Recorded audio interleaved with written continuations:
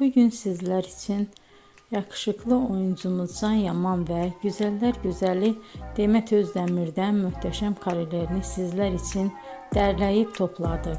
Can Yaman İnadına Aşk, Bay Yanlış, Dolunay, Erkenci Kuş dizisi gibi dizilerde rol almış arkadaşlar ve herkes tarafından çok beğenilmişti. Biz de sizler için onların romantik karelerini derleyip topladık. Arkadaşlar, bu fotoların devamını gelmesini istiyorsanız emeğimize saygı olarak kanalımıza abone olup bol bol yorum yazmayı unutmayın.